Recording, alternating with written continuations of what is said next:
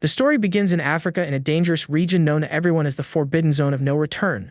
Amidst this desolate place, we see a technological structure that seems to have landed right in the middle of nowhere. Outside, some guards were watching the base entrance, looking quite bored with their job. But suddenly, a mysterious figure emerges from the shadows and attacks one of the soldiers from behind without making a sound. In a swift and decisive movement, our main character takes down the local guards, clearing the way for the invasion. At that moment, his partner mentions that something is off, because there are only 2 watchmen at the base entrance. The boss then replies to be careful, because the detector shows that the item they are looking for is just ahead. With that, the 2 companions walk toward a large metal gate that leads inside the facility. Right after, the duo opens the door, and the group leader confirms that the target object of the mission is inside. Without wasting time, one of them kneels down to open the container while his friend stands guard, watching the room. Then, with a little effort, the 2 men finally open the lid of the box and look at what is inside. However, the young man's expression changes completely upon realizing the terrible truth and yelling that it was all a trap. Inside the container, there was no item at all, but rather an explosive device that was about to go off in seconds. The main character yells for his friend Red Wolf to run, while the other tells the boss to go ahead and save himself. However, the partner stops halfway and begins to push the door to close it and contain the blast. Red Wolf desperately yells for his leader to flee, because otherwise, neither of the 2 would make it out safely. Seeing his companion's attitude, the young man screams his name in complete despair, unable to do anything. With his last bit of strength, the soldier pushes the metal door and tells his boss to leave that place. In the final moments, the device's timer reaches 0 right as the gate was closing. And with that, a gigantic blast happens, completely destroying the entire base and whatever was nearby. The news of his end spread like wildfire on the dark web, where a post announced the fall of the Wolf King. But the main character, Jiang Hao, the legendary king of operatives, survived the blast thanks to his friend. Even heavily injured, the young man meditated and managed not only to heal but also to transcend his limits. Now he just wants to live a normal and peaceful life hidden from the world, but one matter holds him back. That is why our hero arrives in a new city to settle this unfinished business from his past. With a slight smile on his face, he seems to appreciate the tranquility of his new life away from everything. Without wasting time, Jiang Hao catches a cab and hands a piece of paper with an address to the driver. On the way, the curious driver asks the young man if he is in town to visit relatives. The cab driver continues the conversation and warns him that trying to build ties with the Feng family is not easy at all. Shortly after, they arrive at a huge mansion with several luxury cars parked out front. At this point, the driver says he will wait for him for the return trip, leaving the young man confused by the situation. Not understanding the reason, the main character simply steps out of the car and starts walking toward the entrance.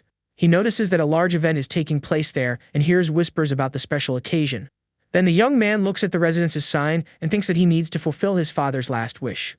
But as he approaches the gate, 2 security guards stop him and demand an invitation for the event. Our hero, who had no idea about the party, asks the guard what invitation he is talking about. The security guard then questions what his business is there, and Jiang Hao replies that he came to see Uncle Feng. To identify himself, he shows an old photo of his father next to another man in a military uniform.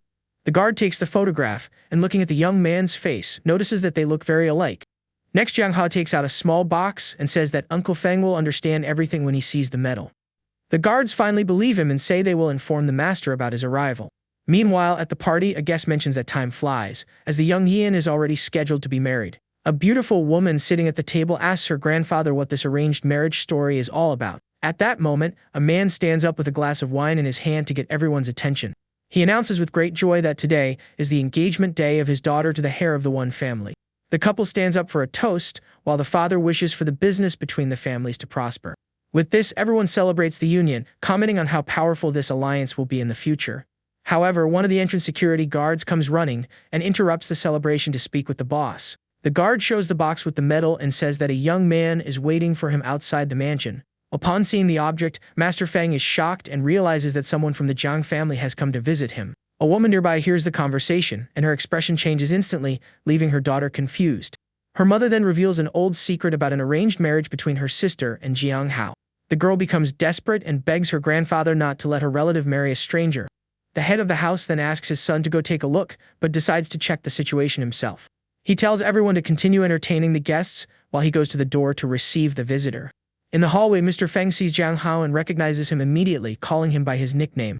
With a huge smile on his face, the man says he searched for them throughout all these years. The main character also smiles and apologizes for taking so long to show up and causing worry. In an emotional moment, Uncle Feng hugs the young man, happy to see him all grown up and healthy. But the joy is short-lived as the hero reveals with sadness that his father passed away 10 years ago. The news takes Mr. Feng by surprise, leaving him completely shocked and speechless. With a heavy conscience, he blames himself, saying that if it weren't for him, the young man's father wouldn't have gotten hurt. Jiang Hao reassures him and tells him not to worry because all of that is left in the past. Next, the main character reveals the true reason for his visit: his father's last wish. Uncle Feng gets the message, but his serious expression shows that the situation is more complicated than it seems. At that instant, his wife appears and asks why everyone is there and if the matter with the wands is over. The woman says she has already taken care of the guests and is accompanied by other young ladies from the family. The master of the house then introduces his wife and his daughter Yin to the young man who just arrived.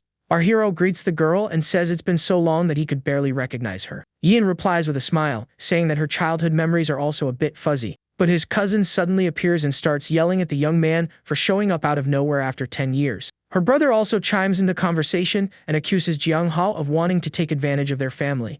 Their father is furious at the lack of respect and tells his son to keep his mouth shut immediately. Confused by the argument, Ian asks her father what is going on, and Jiang Hao also wants explanations. With a sad look, Uncle Feng prepares to tell the truth to everyone standing there. He reveals that in the past, he arranged a marriage between his childhood friend Jiang Hao and his daughter Yian.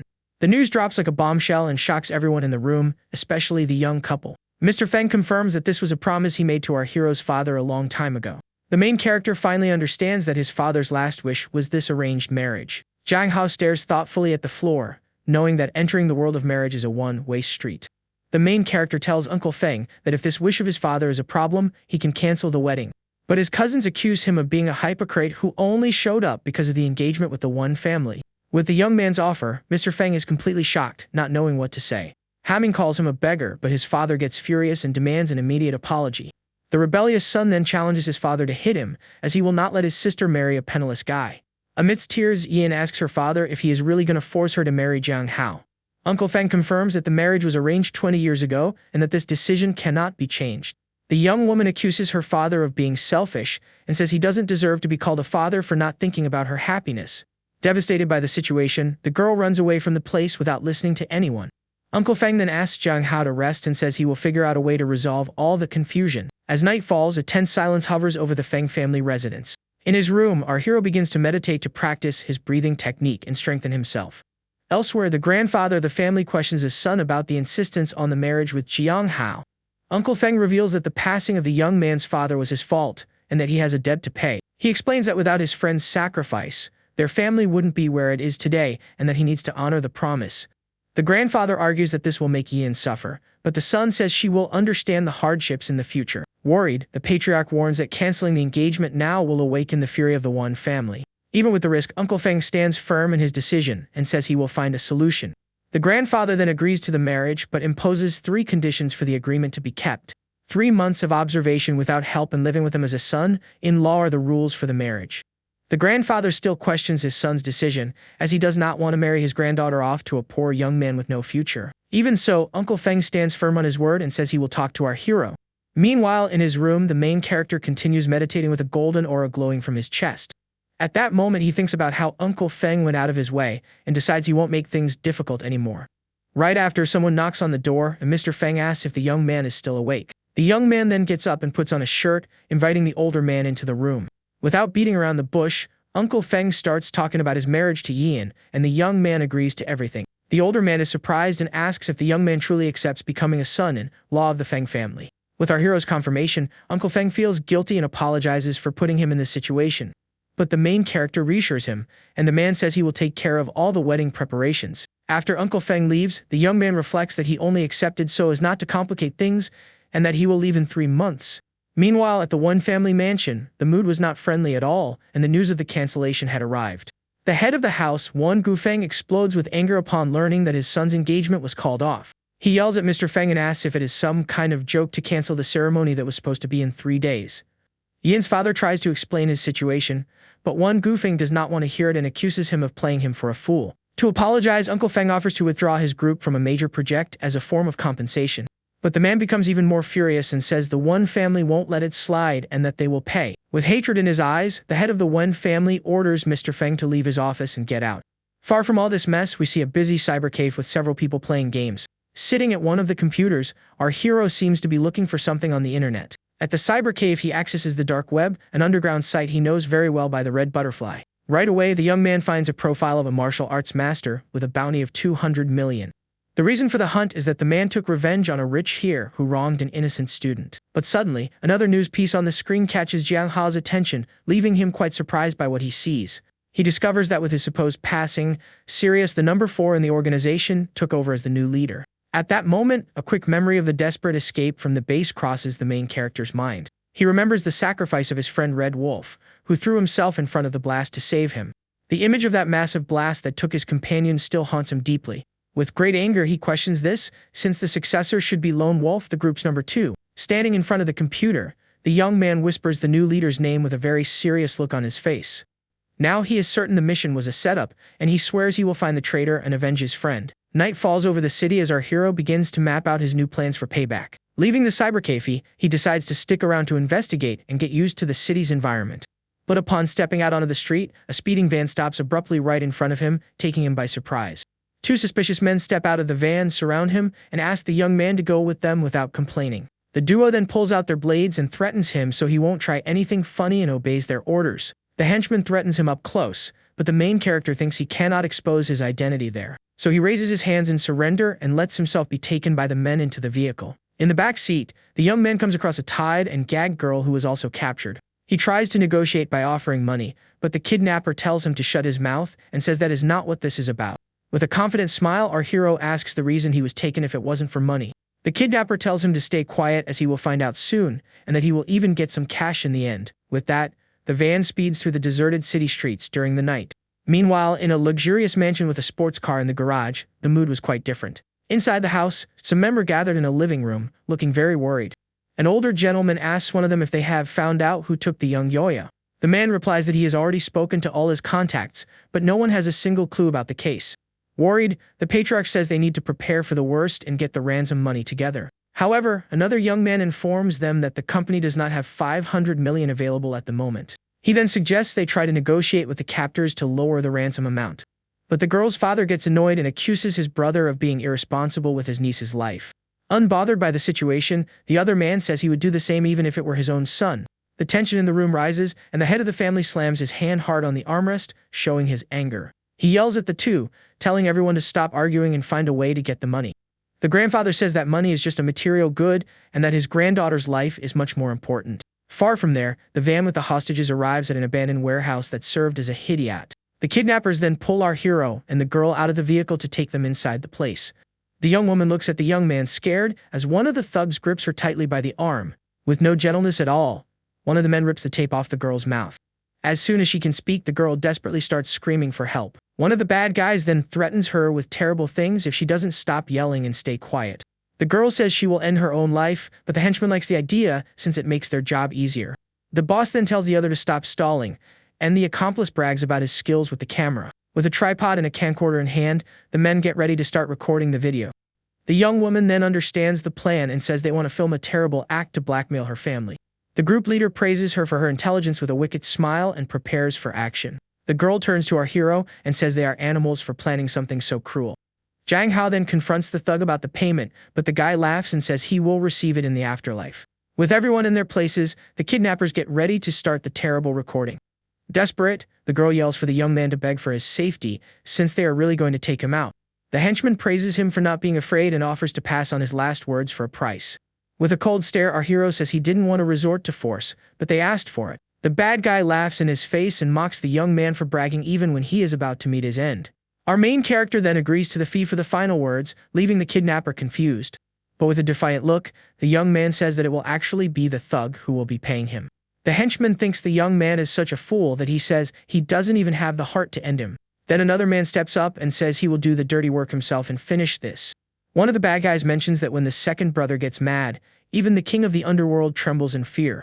With a huge blade in hand, the man charges at our hero to attack him without mercy. The young woman watches the scene in complete shock, unable to do anything to stop what is coming. But before being hit, our hero moves like a blur and strikes the bad guy from behind.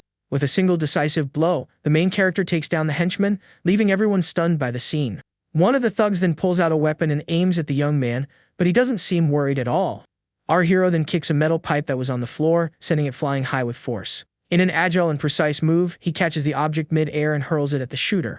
The pipe flies like a projectile and is about to hit the man holding the weapon dead on.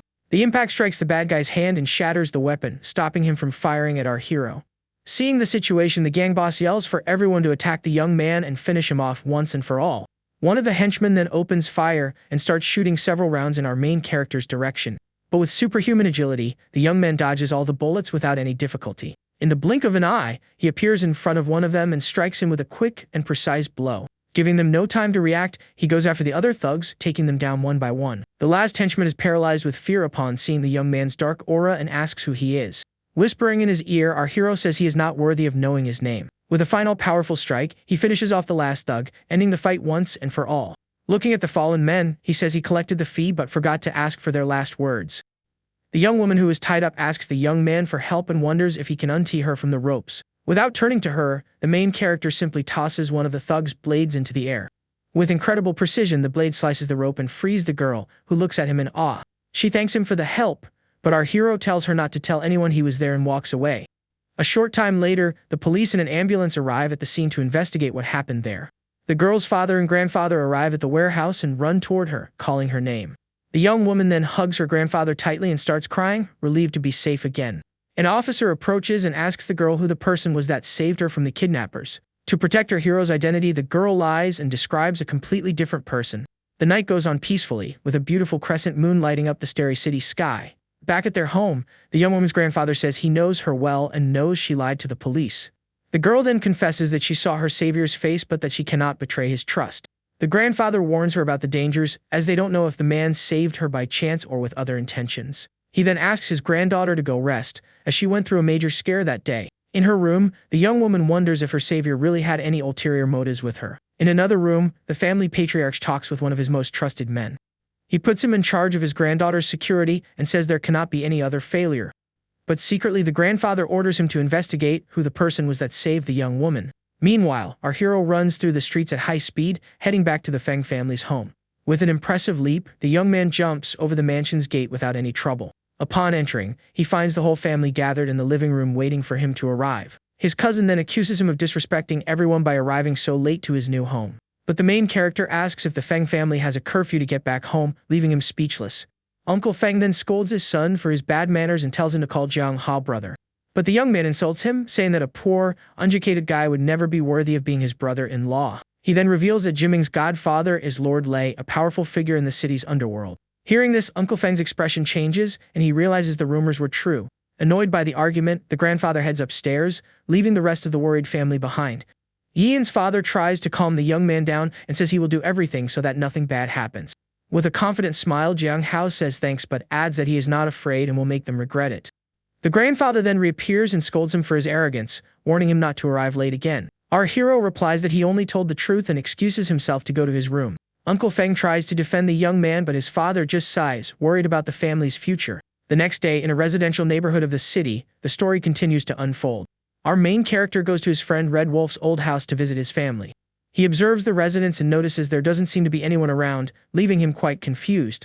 A neighbor then shows up and informs him that the young man is too late, as they moved a year ago. He asks where they went, but the lady says a girl close to them might know.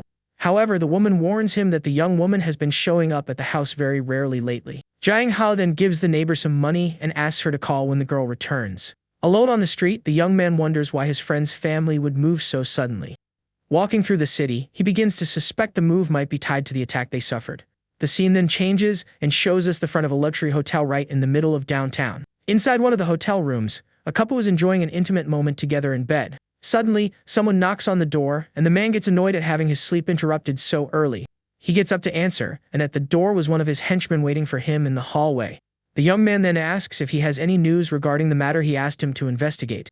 The henchman reveals Jiang Ha's past, an orphan who vanished and returned because of the engagement. Ziming is furious at the news and calls our hero trash and an insignificant bug. His subordinate offers to get rid of the young man, but the young master prefers to see Yian first. Meanwhile, in a coffee shop, the beautiful girl was drinking tea with a very sad look on her face. She then asks Jimin the reason he asked her out that day. The young man asks if she is really going to marry a poor stranger because of her father. She explains the family's debt, and her ex-fiancé suggests the two run away together far from there. But the young woman refuses, as that would stain the honor of her father, who values promises greatly. Ziming then gets irritated and says his family became a joke in the city, asking who's going to compensate him.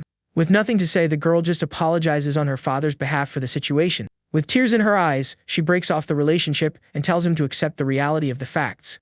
Ignoring the girl's suffering, the young man grabs his cell phone to make an important call. He calls his henchman and orders him to put Plan B into action as quickly as possible. Far from there, our hero receives a call from the neighbor letting him know the girl came back home. Jiang Hao gets ready and goes downstairs, telling Uncle Feng he is going out to handle some things. On the street, the young man hails a cab that was passing by to go to the address the neighbor gave him.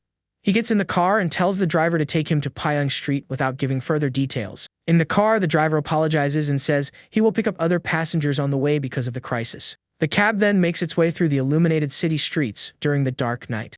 But soon the scenery changes and the car turns onto a more remote and deserted road with no one around. Suspicious of the situation, our hero looks out the window and asks where they are going. The driver tries to stall, but Jiang Hao sees through the lie and asks who they really are. The man in the front seat then reveals the truth and says their boss wants to see him. Shortly after, the cab arrives at a luxurious mansion and stops in front of the main entrance. The driver tells the young man to get out and warns him that the boss ordered him to enter the place alone. Outside, a security guard is waiting for him at the door and tells him not to worry because no one will hurt him. With the door open, the main character steps into the house, curious to know who is behind everything. In the living room, he runs into Jiming and his henchmen and asks who they are and what they want. The young master then introduces himself and says he knows him as his beloved Yin's future fiancé. Jiang Hao recognizes him and, losing patience, asks the reason he was brought to that place. Jiming insults him and says that losing to trash like him was the biggest humiliation of his life. Our hero ignores the insults and asks, once again, the true reason for that meeting. With a look of hatred, Jiming issues an ultimatum, telling him to leave the Feng family and vanish from the city. The henchman stands up and stays right beside his boss to intimidate the young man with his size. But with a smile on his face, the main character challenges both of them and asks what happens if he doesn't agree. Jiming laughs at the young man's bravery and orders his henchmen to teach him how to behave properly. The brute then cracks his knuckles and gets ready to attack our hero with all his might. But suddenly, two men are thrown into the room, and one of them kicks the henchman far away. Uncle Feng's driver appears and says he was sent to follow our hero for safety. The security guard then charges at Jiming's henchman with a powerful and accurate punch. The strike hits the target, and the exchange of punches between the two begins with intense force. The driver is impressed by his opponent's strength and can barely defend against the attacks. With a powerful kick to the back, the security guard is thrown far away and hits the ground defeated. The main character then realizes that with this small amount of skill, Uncle Feng sent him to help. The henchman then calls for his backup, and two men show up to take the young man to the courtyard. Outside, two men were digging a huge hole in the ground while others guarded the entrance. One of them mocks the situation and says the young man had the chance to live but chose the path of no return. The henchman then asks if our hero is going to jump into the hole on his own or if he needs help. With a tired sigh, the main character says he didn't want to hurt anyone but was forced into it. One of the men is angered by the boldness and charges at the young man with a shovel to attack him. But in the blink of an eye, our hero dodges and strikes the man with a fatal and precise blow. With his eyes glowing, he shows his true strength and leaves everyone paralyzed with fear. The man who was hit looks at his body and is in shock to see the severe injury. He collapses into the hole lifeless, and his brother screams in fury after seeing the scene up close. Blinded by rage, the other man charges at our hero to avenge his brother's passing. But with a quick movement, the main character strikes him with the shovel and defeats him with a single blow. The second man also collapses into the hole lifeless, and our hero stands before the fallen men. Jiming's henchmen and Uncle Feng's guard charge at our hero with blades drawn. One of them jumps to attack from above, but the main character does not seem worried at all. With a quick move, he grabs the bad guy's weapon, stopping him from striking him with the blade. With a single strike, he breaks the man's arm and completely disarms him in the blink of an eye. The other henchman throws his blade, but our hero kicks it far away with impressive force. With all enemies on the ground, the main character dusts himself off and shows a smile of pure satisfaction. As the dust settles, we see all the henchmen fallen on the ground inside and outside the dug hole. The brute drops to his knees and begs for his safety, saying that it was all a misunderstanding. But with a cold stare, our hero says he doesn't need to do anything and orders the henchman to get into the hole. Desperate, the man agrees and gets ready to do what he was told without complaining. With a rock in his hand, he hits himself on the head to prove his loyalty to our main character. The young man then turns around and starts walking away, leaving the guys behind in the courtyard. Near the mansion, Uncle Feng's guard recovers from the blow and sits down on a chair. Jiang Hao approaches and asks him to take him to Xiaoyang Street without giving any further explanations. The driver asks about the other men, and the main character says they have already left. Arriving at the street, the young man gets out of the car and asks the security guard not to follow him and to head back. He then goes back to the neighbor's shop to continue his investigation into Red Wolf's family. The lady welcomes him and says the girl is at home and that he can finally talk to her. Our hero then walks up to the door and knocks twice to get the resident's attention. A young woman answers and he asks if she is Sun Sin, the girl who was a friend of his late friend's family. but the girl denies being who he is looking for and says he must have mixed up the person.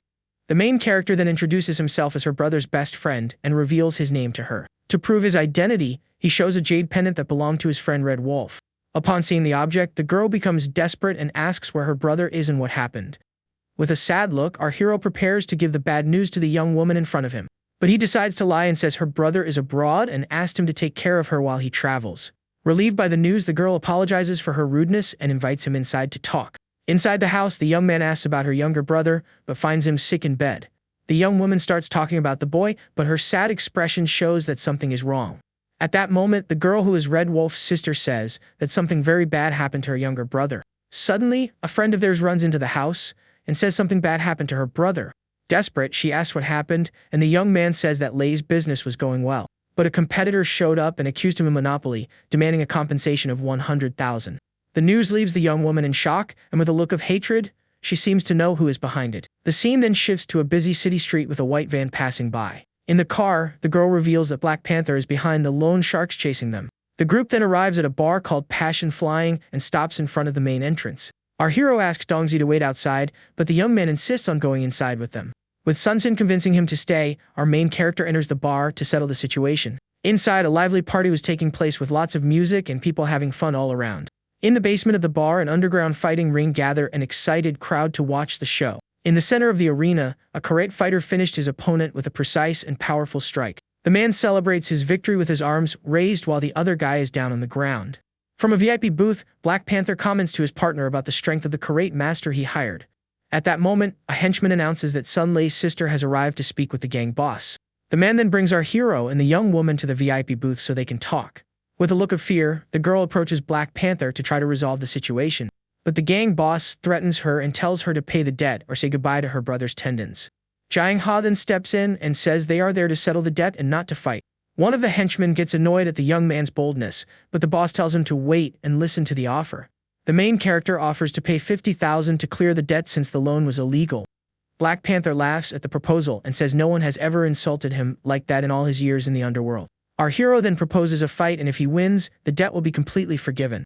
The gang boss agrees and says that if the young man wins, he will drop to his knees and call him grandfather. With the deal struck, everyone heads down to the arena so the fight can finally begin. The karate master taunts the young man and calls him to the fight with a confident hand gesture. The referee then gives the signal, and the fight between our hero and the ring champion begins.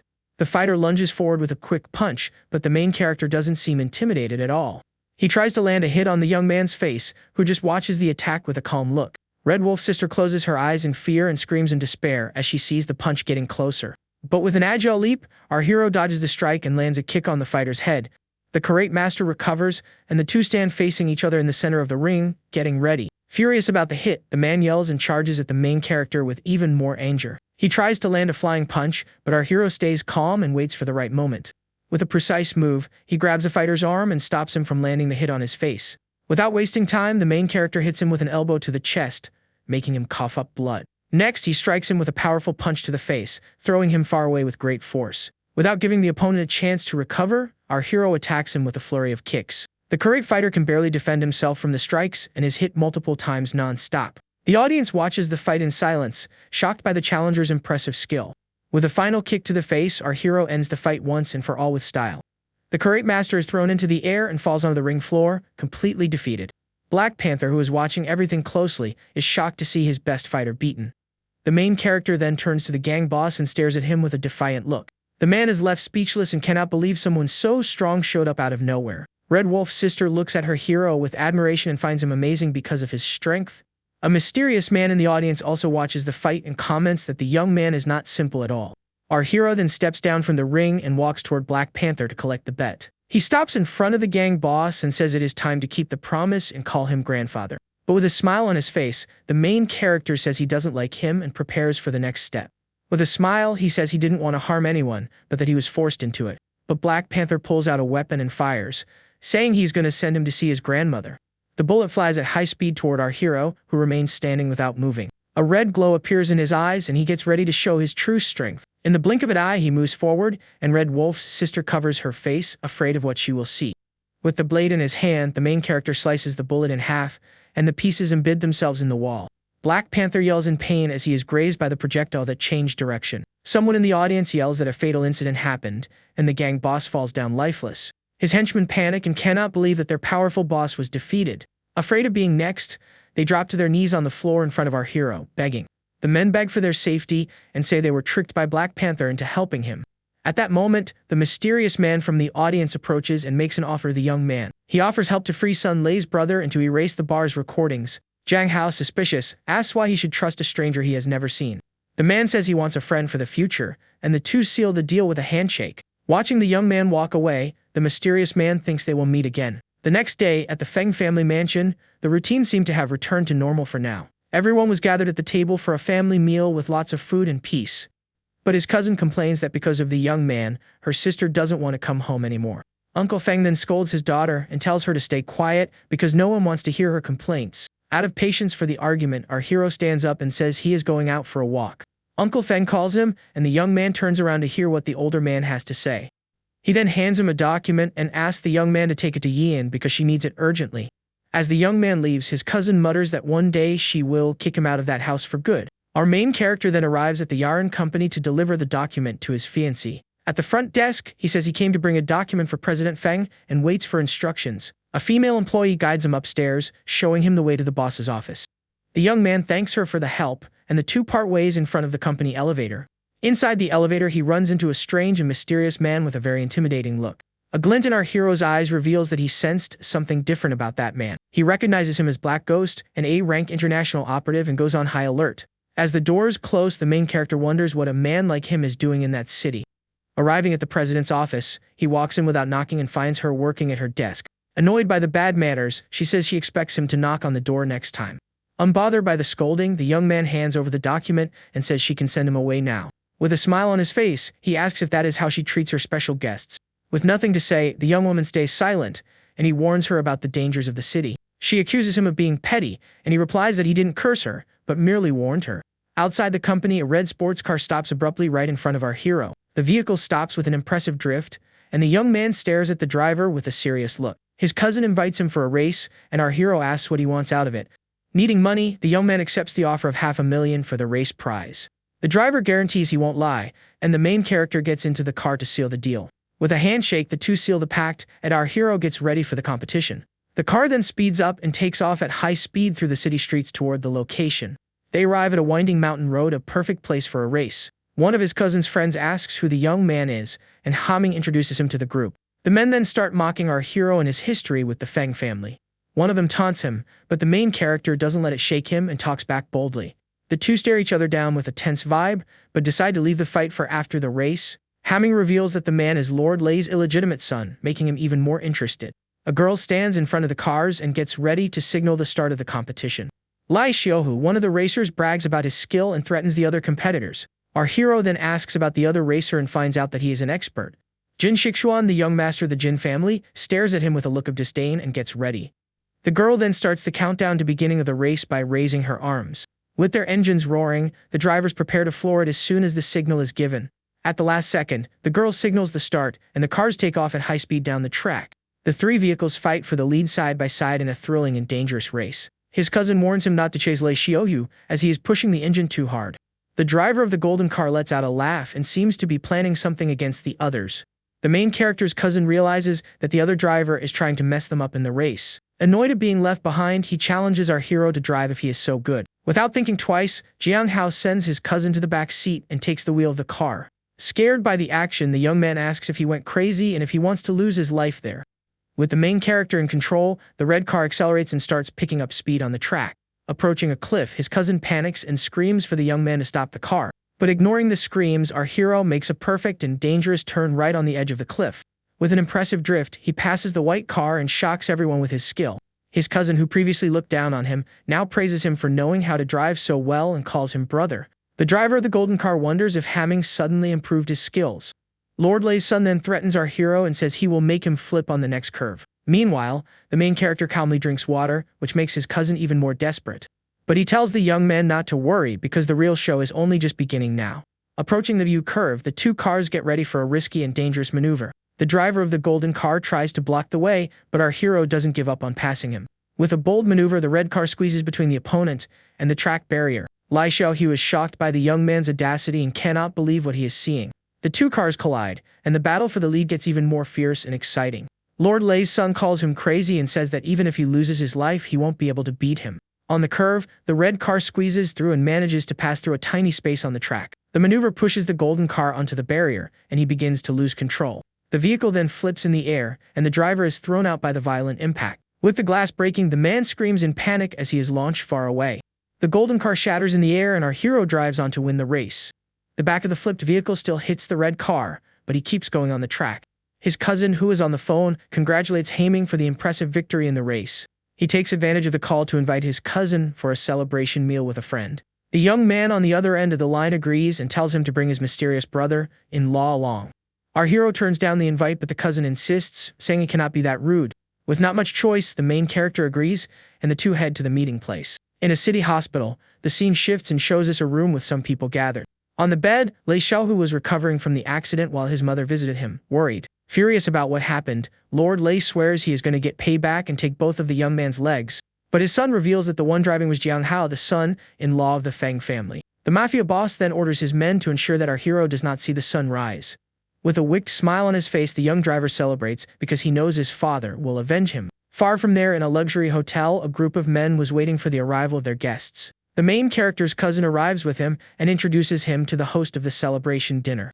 The man greets him with a handshake and welcomes him with a smile on his face. Everyone sits at the table, and the other men mention that you cannot judge a book by its cover. They mock our hero for his appearance and for having managed to marry the Feng's daughter.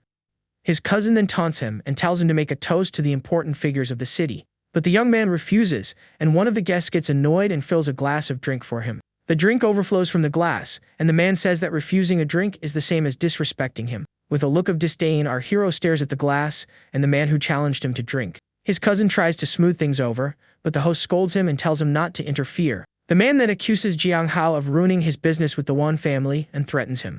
With a smile on his face, the main character asks what happens if he drinks that glass.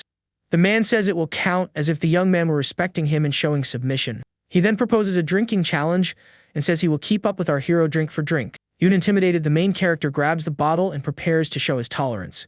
He downs the whole bottle all at once, leaving everyone at the table stunned by the scene. Next, he shows the empty bottle to the other man and says it is now his turn.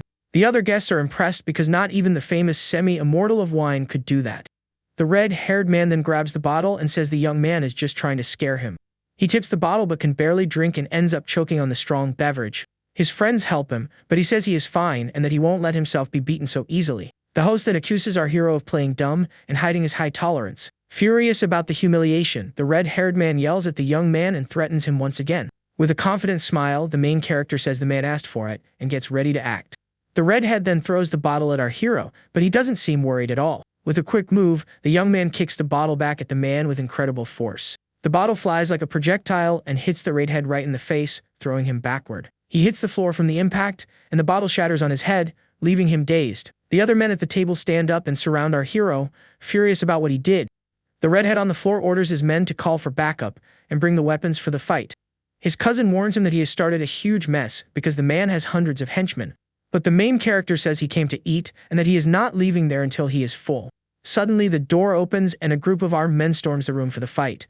With blades drawn, the henchmen surround our hero, ready to attack at any moment.